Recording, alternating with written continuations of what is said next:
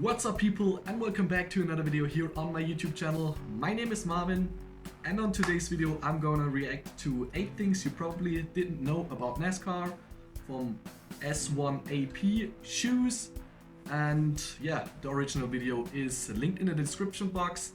And yeah, a lot of you guys requested this video to me because on my first NASCAR reaction I did not really know what NASCAR is about, and I hope that this video brings some more insights about the sports, and I would say we hop right into that video.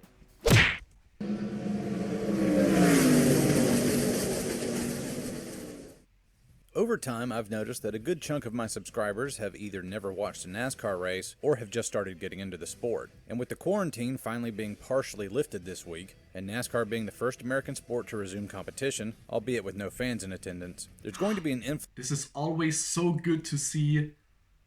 Such a big stadium, such a nice course. Of new viewers checking into NASCAR for the first time. So I thought it might be a good idea to explain what exactly the hell is going on here for newcomers. NASCAR is actually a lot like baseball or golf. The more you know about it, the more interesting it becomes. But the less you know about it, the more ridiculous it seems. So with information at a premium, here are 8 things that you probably didn't know about NASCAR. Okay, perfect. First off, NASCAR was started by state and federal criminals. Although NASCAR's founder Bill France was never a rum runner himself, NASCAR's early rosters from the late 40s and early 50s were filled with convicts and guys who just never got caught. Before and after Prohibition, intoxicating spirits were banned outright in several states in the Southeast. So enterprising young men throughout the South souped up their hot rods so they could outrun the cops when they were on one of their nightly runs. Local legends grew, and people wanted to know which of their local bootleggers was the best driver. And so tracks and competitions were organized, and at some point somebody had the bright idea to start selling tickets to these get-togethers, and stock car racing was born. Bill France, a Daytona Beach resident and businessman, as well as a former race car driver himself, saw the growing interest and established the National Association for Stock Car Auto Racing, NASCAR, and the rest is history. While many NASCAR stars had their fair share of run-ins with the law, there was none more famous than the last American hero himself, Junior Johnson. A 50-time winner in NASCAR's top series, Junior Johnson was arrested by federal revenuers in 1956. But it's actually a stock car race? That is nice to know. When he went to fire up his father's still one night. He spent 1 year in federal prison and was eventually pardoned by President Ronald Reagan many years later, although he had begun the appeal process under the Carter administration. But in true bootlegger fashion, if you ever brought this up to Junior while he was still alive, he'd be quick to remind you that he never got caught behind the wheel while he was making one of his runs. Junior gained a reputation on the track for being a tough-as-nails driver and an innovative mechanic. So innovative, in fact, that he is widely regarded as one of the most cheatingest figures in all of NASCAR. And that gets me to number 2 on this list. Cheating is not only tolerated by NASCAR fans, but is actually celebrated. I know this comes as a shocker. What? Okay, this is a bit weird.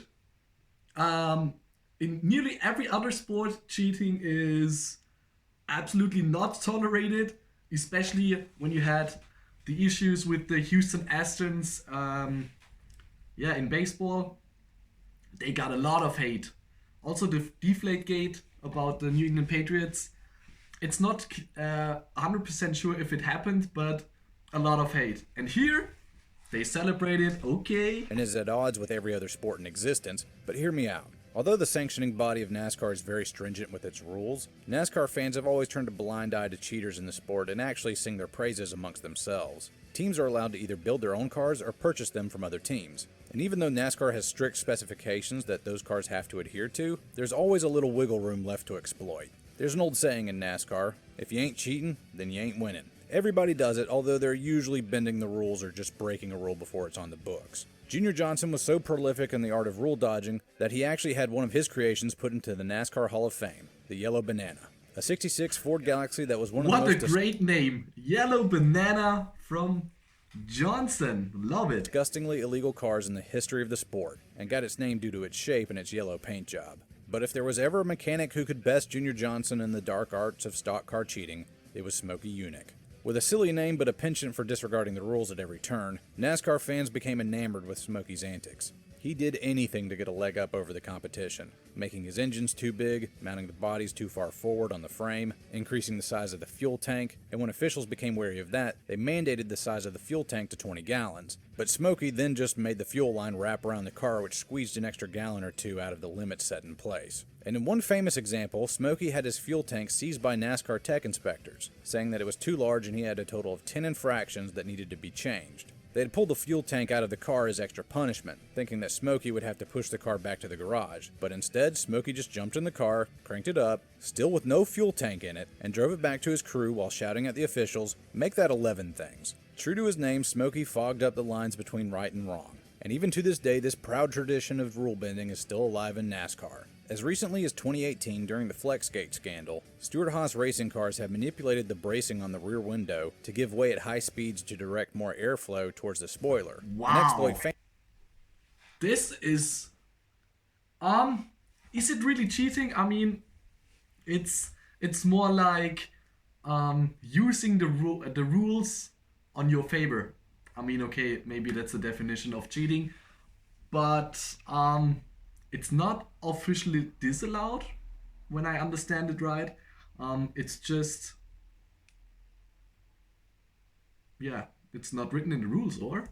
Famously found out by NASCAR Reddit. Being as there was no rule in place to break at the time, NASCAR let the wins by Stewart-Haas stand, but said that anything of the like found going forward would be dealt with harshly, as teams found out the hard way later. The Stewart-Haas team of cars beat the law at the time, but that actually leads to the question, wait, there are teams in NASCAR? Well, yeah, number 3. NASCAR is a team sport. What? One team owner might expand his stable from 1 car to include 2, 3, or even 4 cars, the maximum allowable as of right now. Piloted by different drivers with different crew chiefs who prepare the cars, these teams share information and discoveries, but still prepare their cars independently according to the preferences of the drivers. Sometimes this leads to friendly and not so friendly competition in-house, which may or may not have beneficial effects on the teams. It's all dependent on the chemistry of the people involved. So the owner of the entire operation has to manage his personnel accordingly. This is all Just as handcrafted work.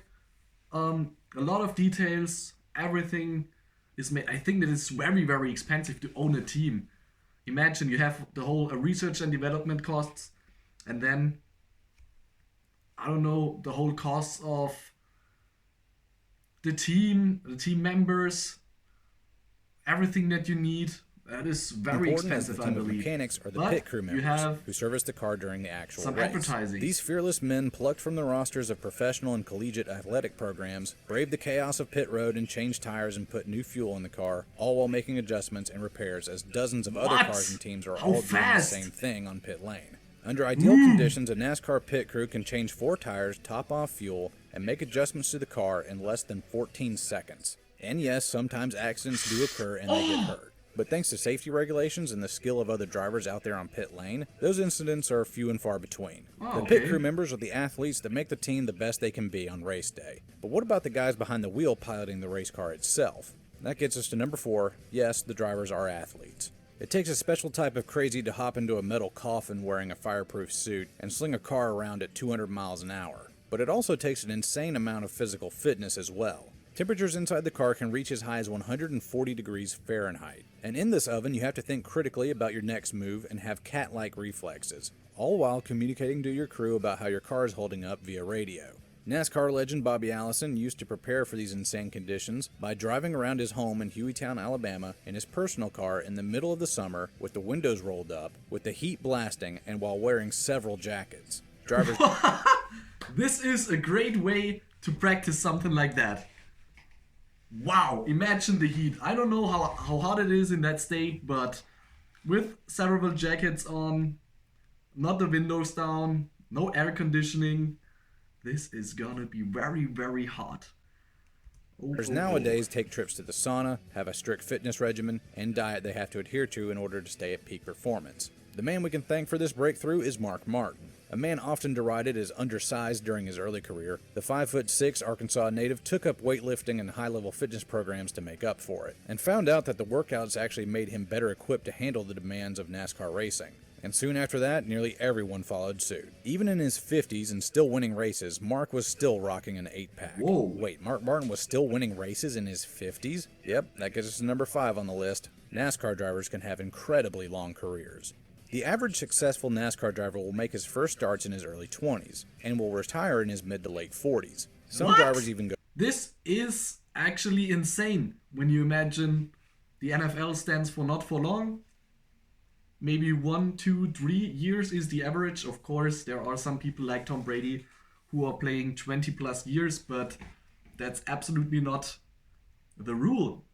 But you have to say, if they have very long careers, it's very hard to develop youth, because there is not much, not much space for younger people coming into the sport.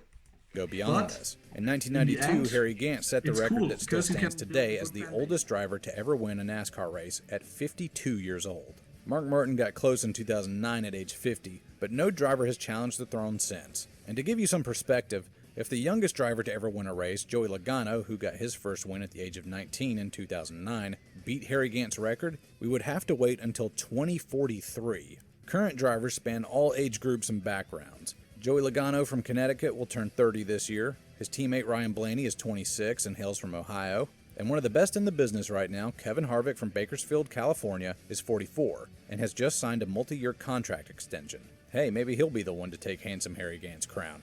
Okay, so we've covered the who, the what, and the why of NASCAR, but as you sit down to watch the race, what should you be keeping your eye on? Yes, there's daring, death-defying moves and beating and banging action happening every so often, but what keeps NASCAR crazies such as myself glued to the TV for the entire duration of the race? Yeah, and now it's getting interesting because we had some background information, okay, how the whole sport has started, so the history, and then, there are teams and several drivers with long careers. But now we're coming to the action. Number 6, it's all about strategy. Most NASCAR races are between 400 and 500 miles long. And as you probably guessed, you have to stop for tires and fuel along the way. But when do you do it? Your tires will wear out faster the harder you push them. So do you just take it easy and make up time in the long run? Or do you push it now and end up losing time as the race goes on? You need to make it to the front in order to win, but when and how you do this matters in the grand scheme of things. Helping the driver and the crew work this out and masterminding the whole plan is the crew chief. He oversees the whole operation and decides what adjustments to make to the car according to the driver's inputs over the radio. He also makes suggestions to the driver on how hard to push the envelope. Some drivers like their crew chief to handle the mental heavy lifting. Others prefer to run at their own pace and just let the crew chief worry about adjustments. Either way, pairing the right drivers with the right crew chief is crucial to ending up in victory lane at the end of the day. But there's one other guy in this conversation that we haven't talked about yet, the spotter. That gets us to number 7. Drivers can't actually see that much inside of their cars. Due to safety regulations, drivers are pretty much bolted into their seats and their head movement is very limited. So to help with this, drivers have spotters that communicate with them constantly, telling them where the other cars are out on the track, if there's a wreck up ahead, or what the leader is up to. These crew members, perched high atop the press box, are usually family members of the driver or former drivers themselves, who are handpicked based on their ability to communicate effectively with the driver. On those crazy double file restarts, the information... But this makes really crazy. When you imagine, they do not really see much because you have your helmet and everything. I mean, they are driving very fast and it's good that they have the safety regulations, but they are driving with 200 miles an hour without even seeing everything around them. This is insane. If you have a closer look on how close they are, that's unbelievable. Spotters provide is understandably extremely important. In the early days before radio communications were widely available, lots of fatalities and injuries were caused simply because drivers didn't know what was happening up ahead. And as you probably expected, anytime a car is on the track, it is required by rule that the driver has a spotter up on the spotter stand to give him an extra set of eyes in the sky. Veteran drivers usually only have essential communications with their spotter and crew chief, as they can almost read each other's minds. However, newer drivers typically have a lot more radio traffic, as the spotter kind of doubles as a cheerleader and guide. And here's the coolest part about all this radio chatter: you can actually listen in. Using various apps on NASCAR.com or by renting a scanner at the track itself, you can pick a driver and listen in on all the back and forth action for yourself.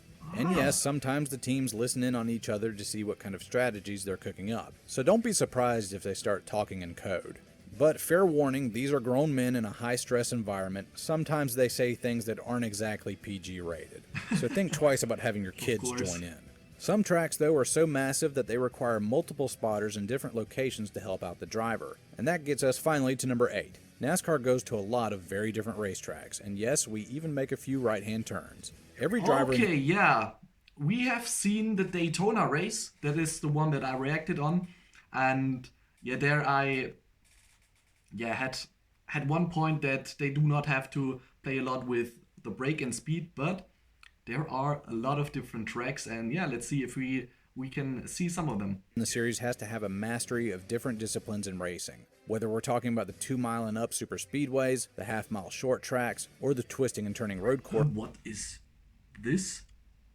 Okay. By the end of the 36 race schedule, every driver will have been put through a gauntlet of demanding venues. Tracks come in all shapes and sizes, and some of the lower divisions, NASCAR's minor leagues, even race on dirt. These circuits dot the U.S. landscape from major markets. This is the real stock car that you may know from some movies, or yeah, these are the things that that come to my mind when I hear the stock car race.